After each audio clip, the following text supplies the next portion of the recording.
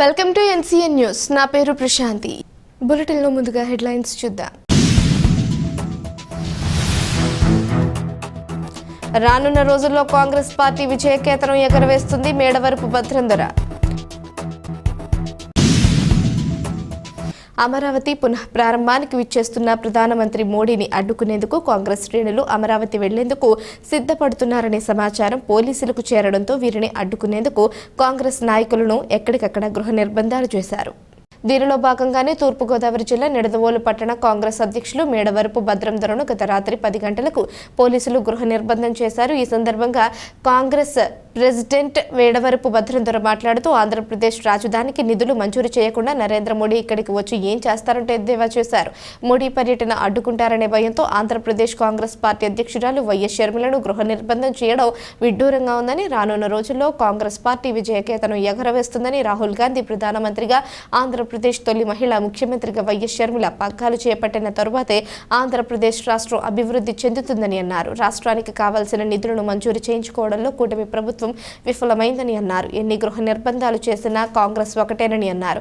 ఈ కార్యక్రమంలో జిల్లా social media coordinator Hiralal Agarwal, జిల్లా ఓబీసీ అధ్యక్షులు పేచేటి కోటేశ్వరరావు, పెరవలి మండల అధ్యక్షులు బుద్దన లక్ష్మణరావు, నిడదవోలు మండల అధ్యక్షులు భావన రమేష్, ఎక్స్ కౌన్సిలర్ జీవి సత్యనారాయణ, అన్వర్ ఖాన్, జమీర్, నాగూర్, జిలానీ, శారద, వెంకన్న తదితర కాంగ్రెస్ శ్రేణులు పాల్గొన్నారు.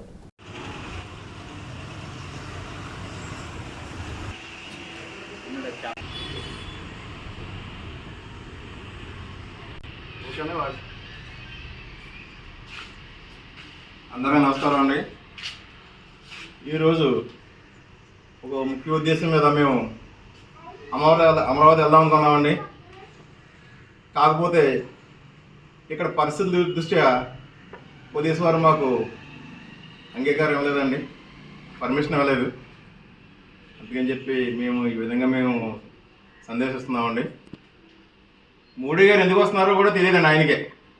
ఆల్రెడీ ఒకసారి వచ్చాడు, ఏదో మట్టి అన్నారో నీళ్ళు అన్నారో ఇచ్చారు. వీళ్ళు మళ్ళీ 10 సంవత్సరాల తర్వాత మళ్ళీ వస్తున్నారండి. ఇప్పుడు ఏమేమి ఎందుకు వస్తున్నారు అన్నది కూడా తెలియదండి. అసలు ఎందుకు వస్తాడు కాన్సెప్ట్? భూమి పూజ అండి. ఎన్నిసార్లు చేస్తారు భూమి పూజ? ఒకసారే చేస్తారు, ఒకటే ముహూర్తం ఉంటుంది. ఆ ముహూర్తం చేసాడు, వెళ్ళాడు ఆయన. కొన్ని ప్రత్యేక హోదా ఇస్తామని అనౌన్స్ చేస్తున్నాడా?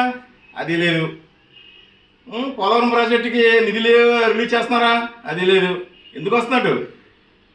యువతకు ఉపాధి లేదు. మేమేదో టెర్రరిస్ట్ లాగా ఇంట్లో నుంచి బయటకు రాకూడదని చెప్పి హుకుం జారీ చేశారు. ఏంటండి ఇది? వాక్ స్వాతంత్రం కూడా లేదా మాకు? ఇవన్నీ కొంచెం రాజ్యాంగ విరుద్ధంగానే అనుకుంటున్నామండి.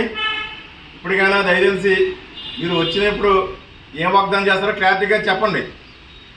మీరు ఉండేదేమో 3.5 సంవత్సరాలు ఉంటారేమో. వాగ్దానం చేస్తాం కాదండి, ఇమీడియట్గా మీరు రిలీజ్ చేయాలి ఫండ్స్. అమరావతి అంటే ఏదో కళ అంటున్నాడు ఆయన, ఎవరు? చంద్రబాబు నాయుడు గారు. ఆ కళగా నుంచేయండి, ఎందుకంటే మీరు మాటలే కదా, చేతలే ఉండవు. ఈ సందర్భంగా ఇంకోసారి హెచ్చరిస్తున్నామండి మా కాంగ్రెస్ పార్టీ తరఫుని, ఏదైనా క్లారిటీగా చేయండి. నిన్న శర్మారెడ్డి గారిని అవసరం చేసి ఈడ్చుకెళ్ళిపోతున్నారండి. ఆవిడేమన్నా టెర్రరిస్టా? ఆవిడేమన్నా పక్క దేశం నుంచి వచ్చిందా? ఒక ఆడపిల్లని చూడకోకుండా అలా అవమానం చేశారండి. రాబోయే రోజుల్లో ఈ దేశానికి ప్రధానమంత్రి రాహుల్ గారు అవుతారండి, రాహుల్ గాంధీ గారు. ఈ రాష్ట్రానికి మహిళా ముఖ్యమంత్రి శర్మారెడ్డి గారు అవుతారండి. అప్పుడు గ్యారంటీగా ఉపాధికి అవకాశాలు వస్తాయండి, ఉపాధికి స్టూడెంట్స్గా ఉపాధి అవకాశాలు వస్తాయండి. పోలవరం ప్రాజెక్టు కూడా చిరకాల కళ కూడా నెరవేరుద్దండి. మా గవర్నమెంట్ వచ్చిన తర్వాత 47.15 స్టోరేజ్ నిల్వ చేస్తామని చెప్పి మేము వాగ్దానం కూడా చేస్తామండి. లోకేష్ గారు చెప్తున్నారు ఏదో గోడ కట్టేస్తాం కదా. గోడ ఎందుకంటే గోడ కట్టేసి దాని తగ్గ సామర్థ్యం నిలబెట్టాలి కదా. వాటర్ స్టోరేజ్ 47.15 అది ఉంటేనే, ఆ స్టోరేజ్ ఉంటేనే మనకు పవర్ ప్లాంట్ రన్ అవుతుందండి. ఇప్పుడు కాల ఎడం కాలం అని ఆ మహానుభావుడు రాజశేఖర రెడ్డి గారు తప్పించే కాలాలు కూడా సస్యామలుగా వెళ్తాయని ఈ సందర్భంగా తెలుసుకుంటామండి.